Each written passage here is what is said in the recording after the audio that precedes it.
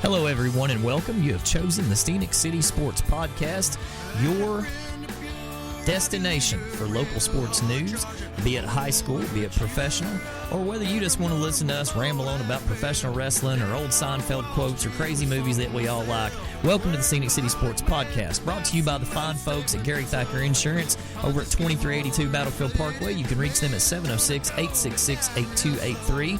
Also, the Chattanooga Flower Market, 8016 East Brainerd Road, 423-899-2440. Phil's Primetime Pizza down in beautiful Chickamauga, Georgia, 122 Gordon Street. That's 706-375-4448. Our good friend Greg Payne, host of Restricted to the Dugout with Greg Payne and the Payne Mortgage Team. You can reach them at 423-645-9404 for all of your mortgage needs. And finally, Choo Choo Barbecue, who make it possible for us to bring you the scoreboard on Friday nights. The Choo Choo Barbecue of Chickamauga scoreboard. You can reach them at 12960 U.S. Highway 27 at 706-375-7675. And as Ringo Rob likes to say, you don't know Q until you know Choo Choo. We also want to say a special thank you to Matthew Mays and the good friends and members of Jupiter Coyote, one of our favorite bands, and they provide the music for the show. Those guys have always been great to us, and we hope you guys will reach out and try to check out their music as well. So sit back and relax and hold on, and we'll see where we get to. Like a blessing or a curse.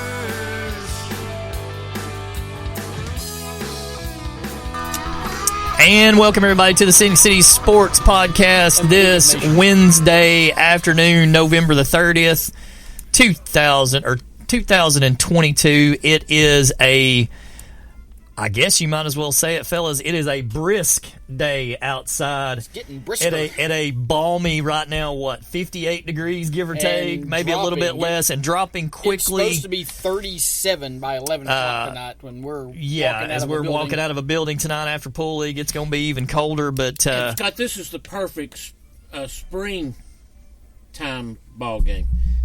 Starts out decent, and before the game's over, nobody wants to be there.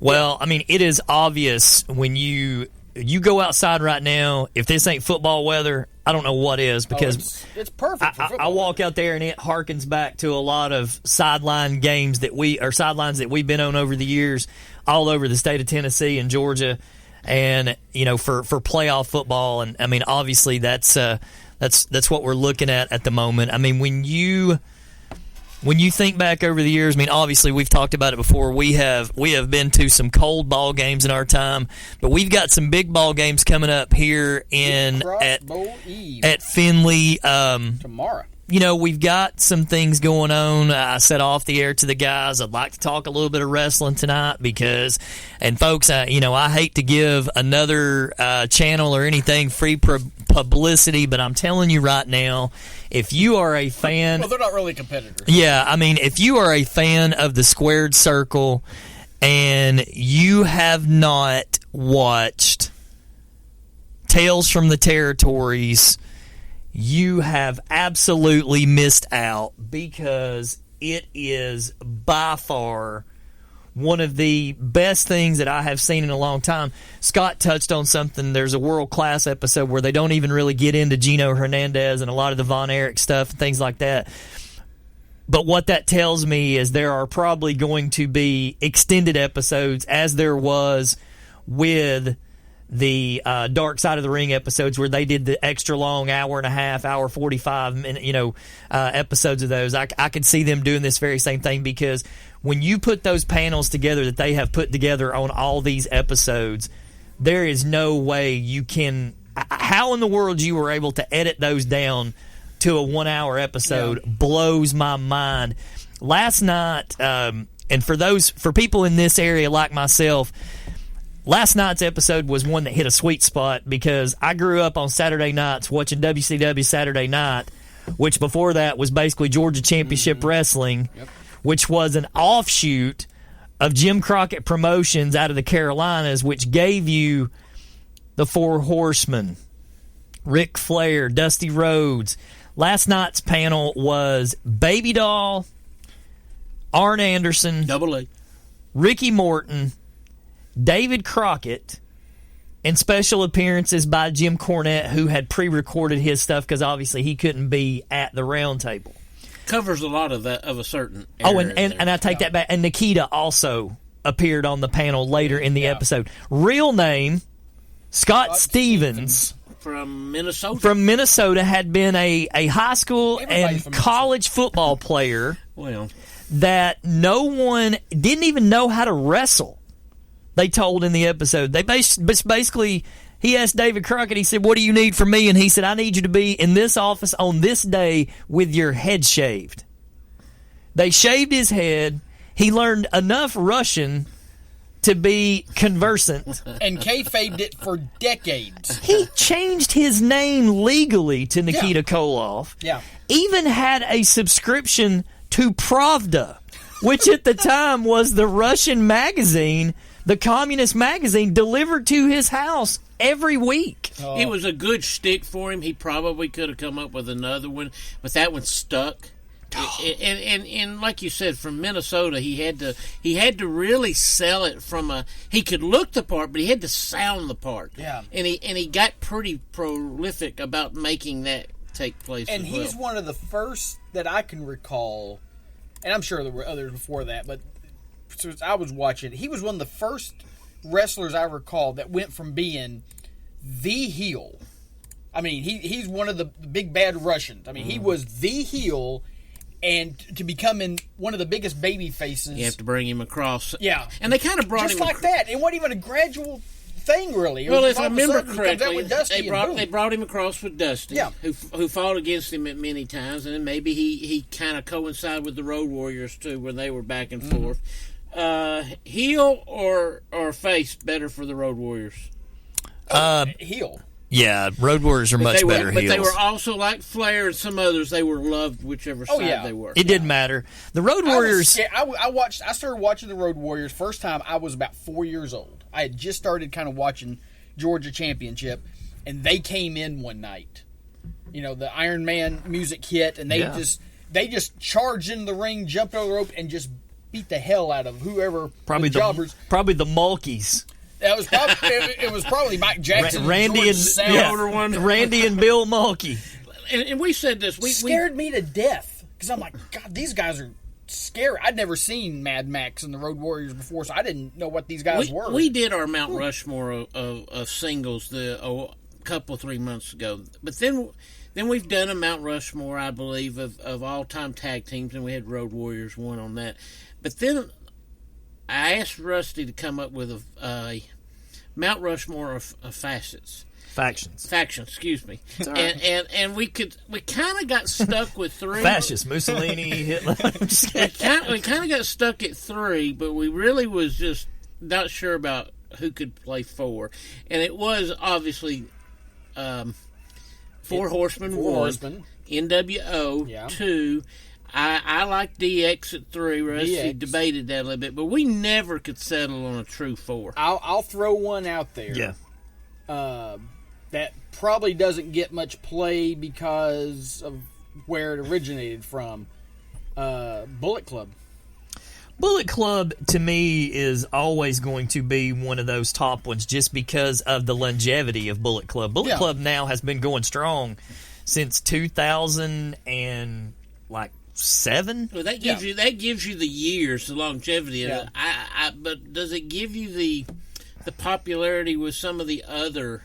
I mean, that doesn't cross into WWE. It's sort of the hardcore fan who watches everything and watches New Japan and how it kind of bled over a little bit, but not much. And then I would say also receiving votes would be League of Nations and the Job Squad. The League of Nations. Oh, my God. You know, sadly, League of Nations could have been controlled by Triple H. Those were four League really of Nations good could have been an incredible faction.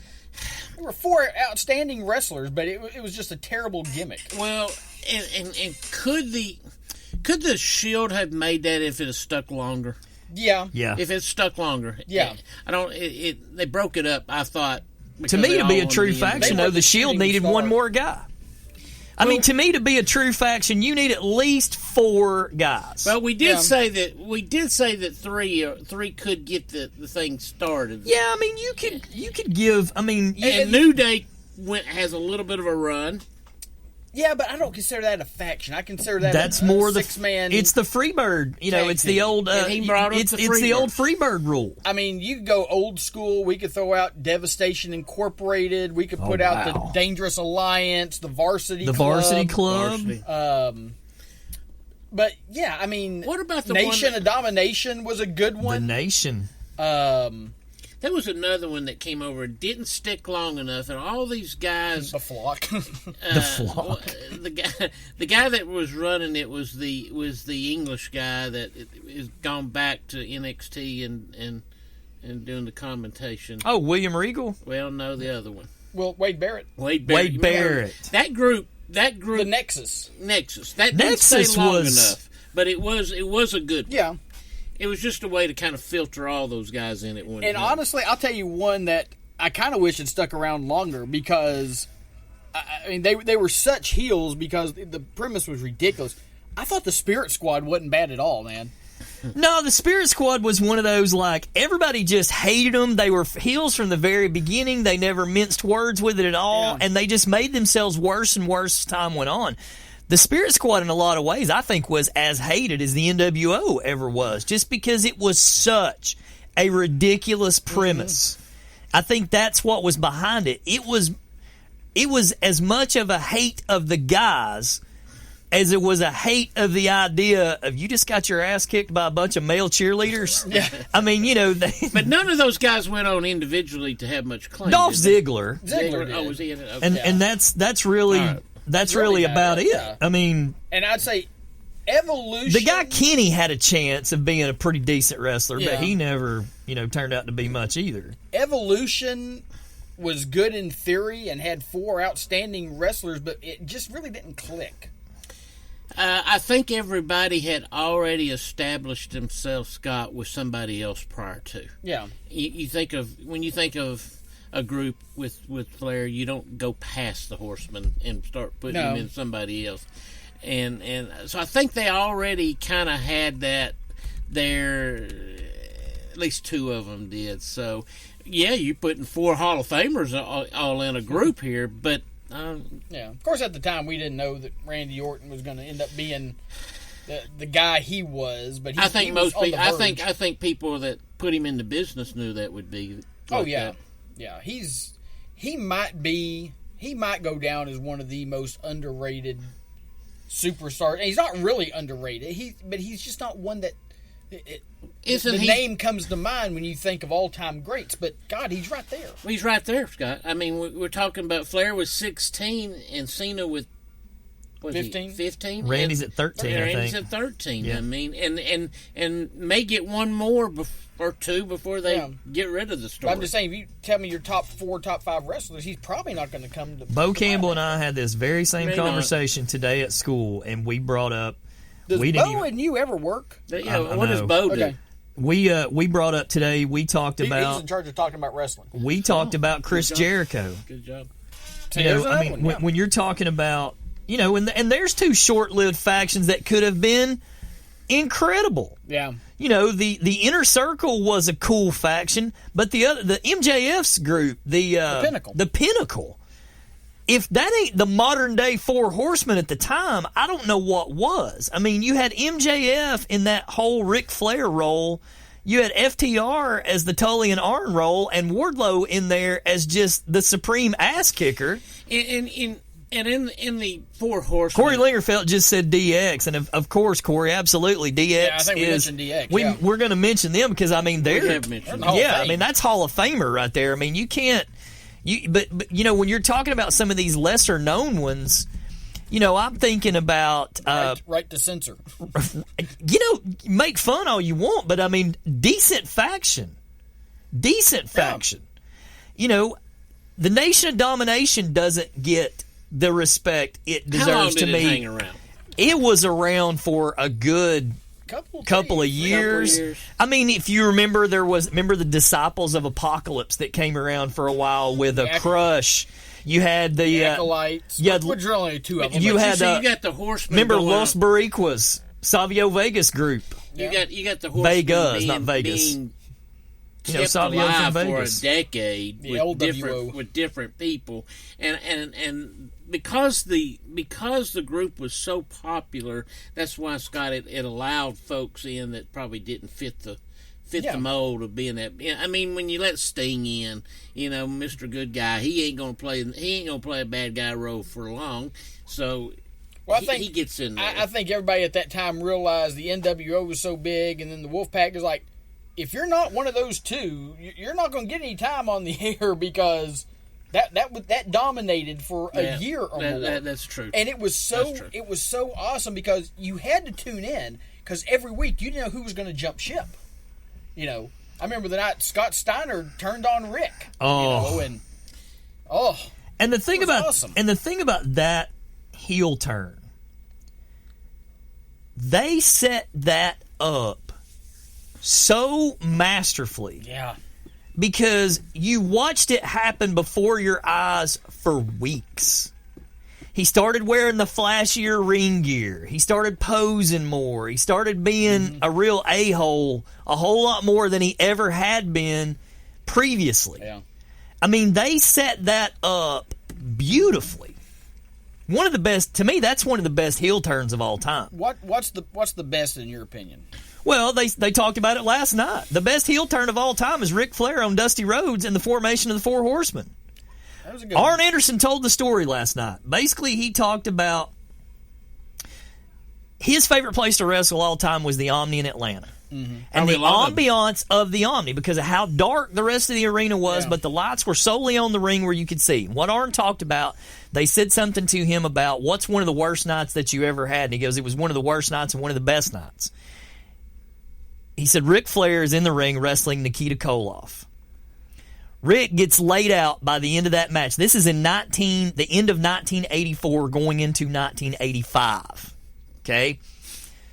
So in that cage, the Russians attack Flair, and Dusty comes out to defend him.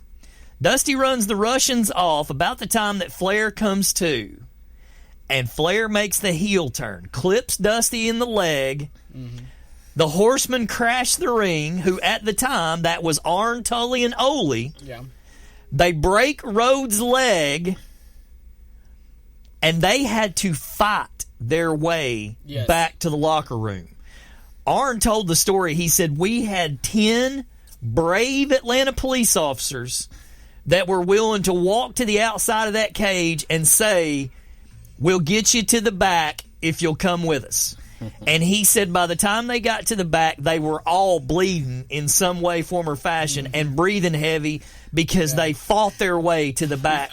Great story from that ring. And whoever tells that story, if they went through that, I'd be interested to hear every one of them different version of that.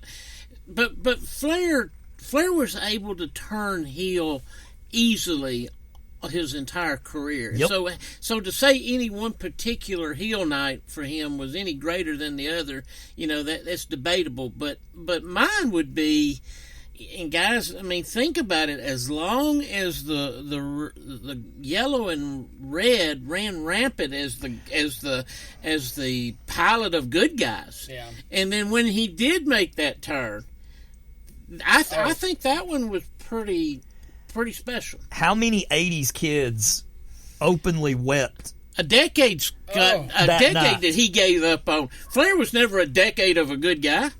Well, I've heard him say, he's like, he went out there and he said, you can see it on my face. He's like, because I'm nervous. He goes, because I don't know what's about to happen. Don't know if he said, I know what the script is, and I know what I'm supposed to do, and everybody, is in position. He said, but he said nobody knew how the fans were going to react, and I mean they were throwing beer bottles and everything else they could into the ring. Well, I think that's as good a heel turn. I think I don't think there's a wrestling fan alive that would have bet you that was the way that was going. Well, and listen, here's the reason I say the one I say. I got two more, and I agree with y'all on the one that y'all say too. And I'll go, and I know another one that just popped into my head. But the reason I say the one I do, and I agree with the one y'all both said.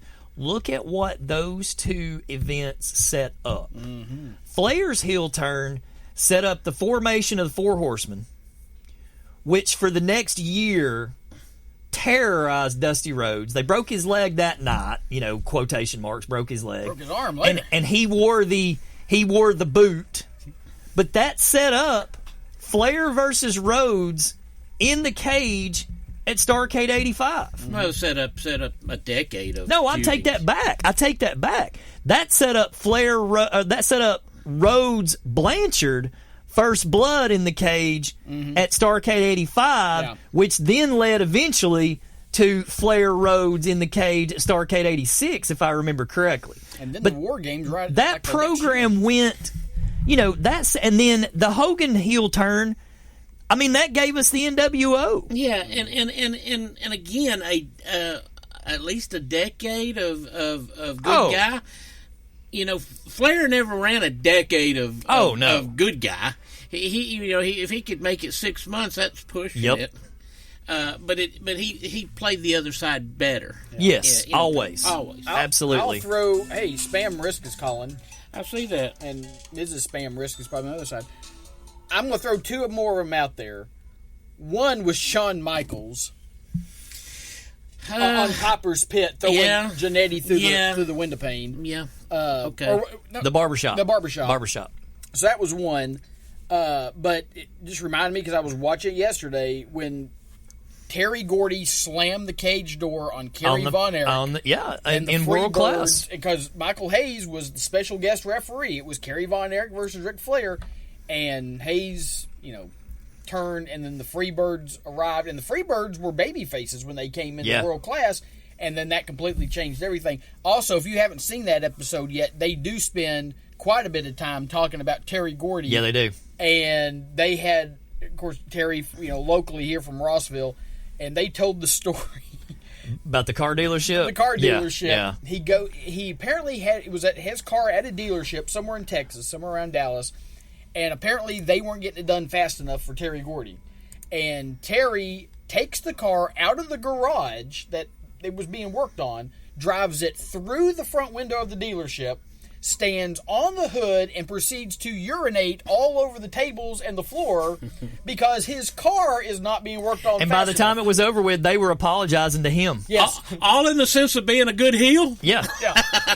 Hey. Yeah. Don't y'all know the good act when you see one other one I was thinking. I thought he was going to say Tojo and Jackie because they hated each other and loved each other every other Friday. That was a good one. Another old one I was thinking of earlier was when the Road Warriors turned on Dusty Rhodes after they lost the 6-man tag team championship. Of course, they eventually made up, and the Road Warriors, of course, made up one half of Dusty's War Games team with him and Nikita.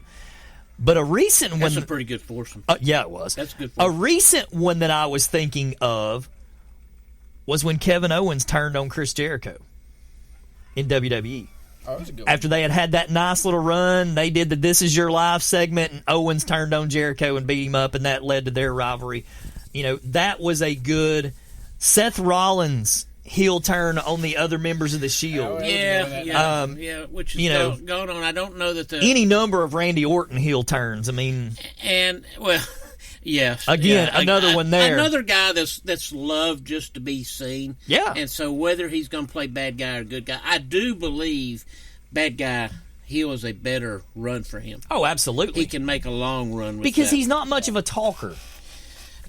No. But so as a bad guy, he doesn't have to say a whole lot. He can do the whole speak softly, carry a big stick kind of thing, and he don't have to do. And those there's long. Conversation that I'm hearing from the background. They're trying to figure out a way for Reigns to be turned back, but some of the folks have disencouraged it from the standpoint because they say it's a pretty good run he's got going. Well, the way best it run is. of his career. They say right now the rumors on this right now because they keep talking about which member is going to turn on the family first, and a lot of people were saying it was going to be Jey Uso because he's been the one that's been reticent the whole time with all of it. Yeah, he's been the linchpin of this whole and the angle. The other one they are saying is how do you pronounce his name?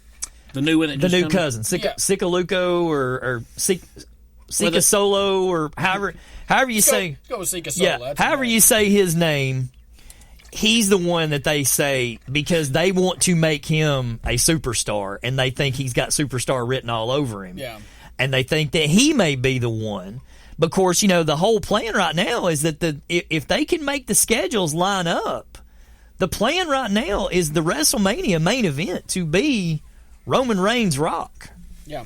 They've talked about it for years, and it's in Hollywood, and that's probably... only if Reigns is going to take a siesta or take some time off are they going to give the title to The Rock. I mean, he ain't got time to... I don't want to see... He ain't got time for that. I don't want to see the belt back on The Rock. I'd love to see him back in the ring. But he's not going to be. Yeah. So that's what I'm thinking, something comes... It'd have to be for a non-title match or something just, for... And are you really going to let control of the head of the table or something Are like you that? literally going to let your WrestleMania main event be not be for the World Championship? But at the same time... I mean, you'd have to go all the way back to WrestleMania 1.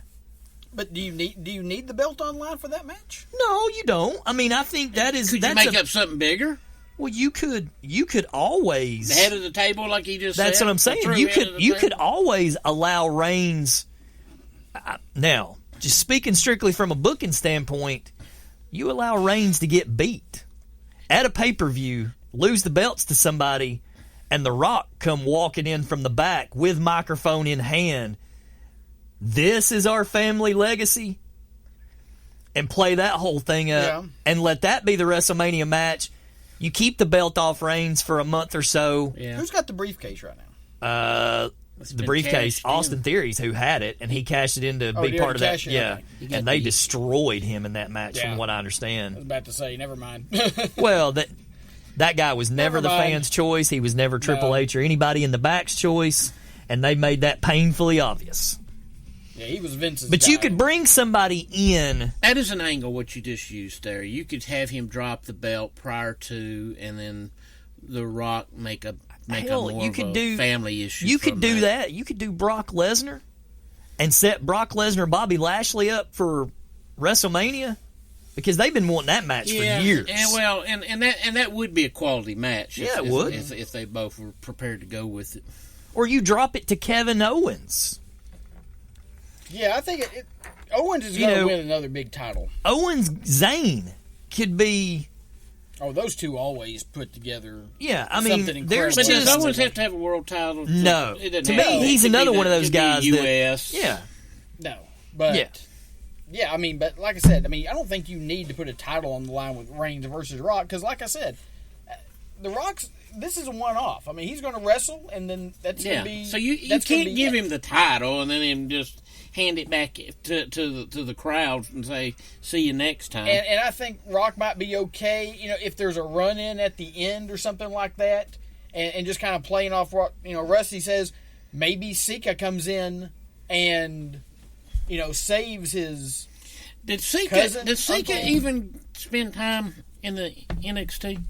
Yeah. Did he? Okay. Yeah. Okay. I wasn't sure. So maybe, they're all trying to beat up The Rock, and then he turns and says, "No, we're not doing this," and he turns on the bloodline, and maybe that's how that gets going. I don't know. I mean, Lord knows, we could do that all day. Yeah, I told you, Scott, that you missed your calling in writing, that you could get with Vince, but then Vince ain't Vince no more, so you have to get with Shawn Michaels get you in the deal. And that was about it. So but we've seen enough of it that we kind of have some ideas of how it could go. Well, the question was asked a second ago, and Sika, whatever. I'm going to look it up because he is the reigning North American champion in NXT right now. So he's a formidable opponent for anybody. So he didn't drop a belt to come across? No. NXT is just another show. I mean, I think, Solo Sikoa. Okay. And I think there are so many guys. It's been sweet for Mandy Rose. She went back over there and they just handed she's her. Flourished. His real did they name, want her to get better to come? He's a Fatu, isn't he? His real name is Joseph Yokozuna Fatu. I was going to say, I knew he was a Fatu. Yokozuna. Yeah, that's he's Rikishi's. Is he one of the? I think it might be. I'm about to look it up. I think it might be his son. He's in the Inoue family. Yeah, his parent Rikishi's his dad. Yeah. Yeah, I was going to say I thought he was Jay and Jimmy's little brother. Yeah, he looks just like him. Yeah, but there are It's a little lighter. There are people in NXT right now that you could bring up to challenge Roman Reigns. Braun Breaker is screaming to get on the main roster. They gave him a couple of weeks once, and then he bounced back. Is that because they just didn't think he was ready? That's Vince McMahon Didn't have a crap. spot Is for what him? that's Vince McMahon crap is what that is. And that's Triple H being smart enough to go, no, get your butt back down here. Yeah. The old man's going to step down eventually. I'll take care of you then. Because look at some of the guys that Triple H has brought back and made an attempt to make better. Of course, now some of those guys he's brought back have turned out to be absolute turds, and they've got rid of them. Like, for instance, Karrion Kross is a good example right there. I mean, there's a guy that was more hot than he was anything. Dude looks like $1 million and wrestles like a $5 bill. So, there are a lot of guys that had great NXT careers that could have had great main roster careers had they been allowed. Like, take FTR, for instance. You turn FTR loose to be the guys that they are as a tag team instead of some of the stupid comedy angles that you tried to put them in. That's the thing is Vince kept trying to recapture some of that comedy gold that they had back in the 90s in the Attitude Era, and that crap just don't sell no more. Well, but it doesn't sell partially. You have to be all in or don't get in it at all. And back in the Attitude Era, everything was to go. You dealt with some comedy because you were going to get so much craziness here in a moment too. But now you can't just dabble with that and then just run off and do well, something and else. you can't have a PG-13 show and expect that you're going to get the results like you would have had back in the day when anything went. I mean, for God's sakes, they had a guy that was a porn star. I mean, you had characters that you would never get away with nowadays, and that's why that stuff sold. But we had this conversation the other day. I mean, AEW is a better show because of the writing, but the WWE writing is getting much, much better. But the one thing that I don't think I realized last night after watching that Tales from the Territories, Dusty Rhodes is the one that wrote all that. Yeah. And I've heard he booked every last bit I've of heard all a that. lot of people talk about that was the parts of Dusty that a lot of folks didn't give acknowledgement to. Yeah. Yes, he was a great guy in the ring, and he was great on the mic, but the ability to formulate His booking months was of- One of the most creative incredible. wrestling minds ever. that's who he was. Yep. Probably. And you saw when he got entered into the WWE Hall of Fame, I love the fact that he totally gave acknowledgement to the best wrestler in the business. And he called him out in Ric Flair. He said without Ric Flair, there's no Dusty Rhodes. Without Dusty Rhodes, there's no Ric Flair. But he still acknowledged him Absolutely. as the He guy. did. Hulk Hogan has recently acknowledged Ric Flair as the guy. He says Hogan's number one, he says Flair's number one, he's number two, and Stone Cold Steve Austin is number three. And okay, I'm pretty good with that myself. Now, the thing about what Scott has said before about Hogan, he took an industry so far down the tracks. Whether he had the wrestling abilities of a lot of people, we know he didn't. We know he's not Steamboat. Yeah. We know he's not that. But what he did, how he picked up an industry and carried it a long ways. Yeah. You can't deny that. No, you can't. You can't. I mean, you have to allow for, and that's the thing too. Now that I'm getting to go back and watch some of these shows and the history in all this. Florida Championship Wrestling at one time had Hulk Hogan. The AWA at one time had Hulk Hogan. If you saw him in his early stages before somebody slapped a persona about him as Sterling Golden, of who he really was and who he really could be, yes, Rusty, people saw him and swung and missed. But once you put something on him that stuck, it was a no-brainer. When you made him, when you brought him out, and let's be real, people. Before he was yellow and gold, or before he was yellow and red, he was red, white, and blue, American made. Come out to I'm a Real American, wearing the white headband, the white trunks, and the white shirt. Mm-hmm. Now, later on, when he started calling the kids the Hulkamaniacs, that's when all that stuff came about. But those early days when he was red, white, and blue, he was the man. That was a personality that was just they were just allowing him to be himself and be his. I mean, he was just who he was at that time.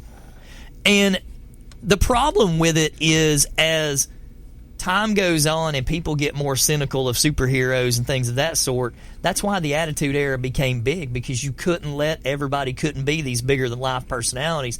The cartoon era was over with. Once kayfabe was out the window and you realize that these were just regular guys and half of them hung out and stuff behind the scenes and all that, you wanted more realistic people and realistic storylines. And that's why the Attitude Era was good. I mean, that's why today it doesn't really matter, because we all know it's fake. They openly admit that it's fake, but you got guys out there that still live it like it's as real can be. MJF is a perfect example of that. Mm-hmm. That dude's just as big of a douchebag on social media and in person as the character he plays. You know, and is he Flair 4 decades later? Can we say that about him at this moment? I mean, I think he has the potential to be one of the best ever. Can he perform in ring like Flair? Well, that's the thing, is you don't. Can he do that? When's the last time you saw him wrestle? Yeah, he can talk, and he does take it to extreme levels. They make his appearances special. Mm-hmm. But we know that Flair would go 60 minutes. Oh, three times a week if he needed to. 5 or 6 if he had to. I mean, that's just who he was. Yep. I don't know if this kid can do that, but I don't know that you have to do that. But how many guys nowadays can go 60 minutes? I don't know that you have to either. That was a Flair thing. Mm-hmm. Yeah. 60-minute Broadway. Well, guys, let's talk about real quick before we run out of time. I mean, we're sitting here at about 40 minutes on the show. 15 minutes left here. Let's talk about what we got going on this weekend. Just looking starting tomorrow night, basically. Just looking at the weather forecast in case you guys are planning on going down there. And look, if you can, even if you don't have a team in the hunt, go down there and support this. 'Cause, I mean, this is big for this city to be able to host this again. And of course, we'd like to keep it here as long as humanly possible. But your weather forecast tomorrow. No chance of rain, but it is going to be pretty cool tomorrow. Those day games probably not going to get much more than 50 degrees, falling to near freezing by tomorrow night. So that Baylor game, hey, if you're going, bundle up. It's going to be chilly. Friday, a little bit warmer, high of about 56. Not as cold tomorrow night. The low's only going to be around 47, according to the Storm Track 9 forecast, but 30% chance of occasional rain showers moving in, and it might be late in the day or a little bit towards the evening. So the first couple games might be better chance of staying dry, and then maybe some rain. Now Saturday, hey, 50-50 shot with rain. It's supposed to be warmer, high of 62, but that rain's gonna, I guess it's going to warm it up a little bit. It says morning showers and less numerous for the afternoon. Then evening, partly cloudy. So we'll see. Tyner might catch, a little bit of that rain. So just be prepared. You might need a jacket. Regardless, you might need more than a jacket. And you're probably going to need an umbrella for Friday. I was going to say, you're probably going to. And let me just say this real quick. We watched the Ram train roll out of the semis last week and into the finals. Folks, they're going to win a championship Saturday afternoon. I think they are too. They're very good. But let me also say this too. There was a ceremony that was kind of orchestrated a lot by Jay Fowler for the fact that this was the last ball game to ever be played on that hollowed grounds, and I'm able to call that because I've been on them so many times. But Bob Evans Stadium, Wayne Turner Field, they named Wayne Turner Field, I guess, 10 years ago. Scott, there's only been, since the opening of the school, Coach Broom, Coach McCarson, who was mine, Kerry Henley, who's passed away, took it after McCarson left, and then Wayne Turner, and now Scott Chandler. That's and we know what some schools go through in turnovers. Yeah. Every 2 or 3 years for naming somebody different. And you didn't. You can name a half a dozen schools right now. You just named 10 years. You just named 5 absolute beasts of coaches. And I didn't know Coach Broom, but he was there a long, long time when it was a county school before it turned Everybody into- knew Coach Henley. And then Coach Henley took over for Ernie McCarson, who went into administration. But then Wayne Turner sunk 30 years there. Okay, that don't happen too often. Okay, and now Scott's got it as well. So really, think about that. And I thought about this from all the middle school games that were played there, and rec games that were played there, and what do they call that? Powder football games. Powder that were played. puff. But here's the one. This one's legendary, Scott.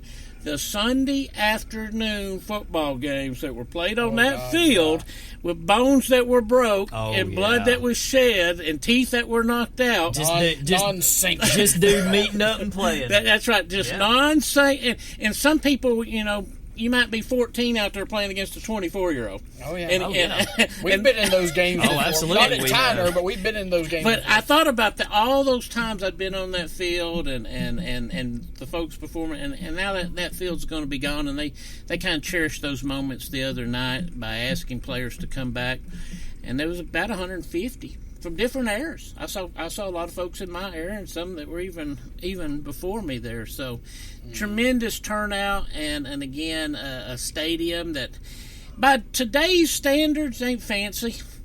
Far from it. You guys been going out there now for 20-something years. Yeah. A lot of things hadn't really changed. No. Okay? It really hadn't changed. No. But hallowed ground, though.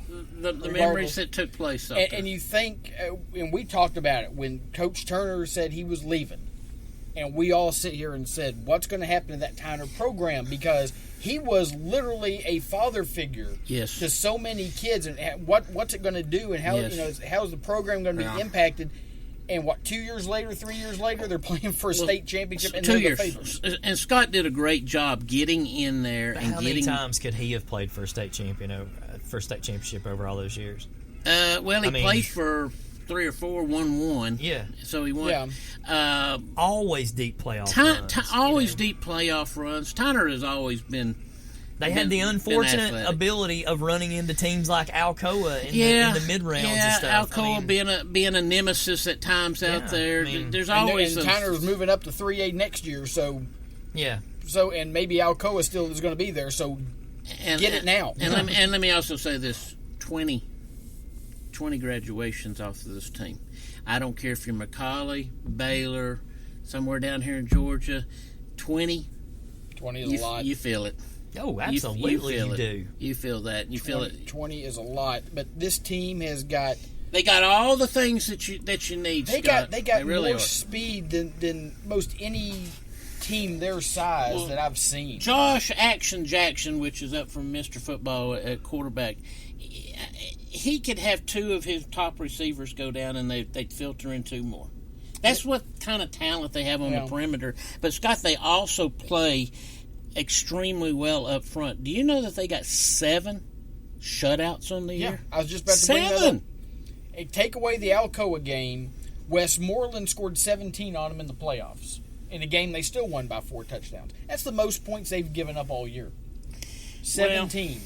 And that only happened once. I mean, this team that's coming in better be really extremely athletic, and what I mean by that, ability to cope with what's out there on the perimeter. And they've only lost 2 games. It's a quality opponent, but I still don't think... That don't mean they played anybody like Tyner. No. That really don't. No. Or did they play somebody like Tyner? And that's people what, question, how good was Tyner's schedule, because they've been running over people. It was what it was. But they played some pretty good teams. It was what Teams it went was. to the playoffs. You saw the people in the playoffs. They've been doing them the same way. Yeah. They might as well have been on the good schedule team is themselves. a good team, regardless of who they've played or who they haven't played. And let me say it. I think it was up until almost the third quarter was ended at the Alcoa before that game got away. Oh, yeah. They were was tied, close. I think, at that point in time. And then the game tomorrow night. With two big reds. But we're all certainly on this side of the table pulling for the Red Raiders of Baylor. It's been 50 years, Scott. That seems impossible to say. It's been 50 years since they've won one. Yeah. Baylor, MBA, McCallie, and Brentwood. I mean, those 4 teams you could put a blanket over. Yeah. They were that close. They were close. And, these 2 teams played earlier in the year, and it was a classic. I watched the entire fourth quarter, live on YouTube, and it may be another case who's got the ball last. It could be. It could is going to win this thing. Like it that. seems like Baylor's done that 2 or 3 times. And I think before. Baylor's got that magic about them. Let me have the ball with enough time, and I think I can accomplish something. Offensively, they've been pretty stout.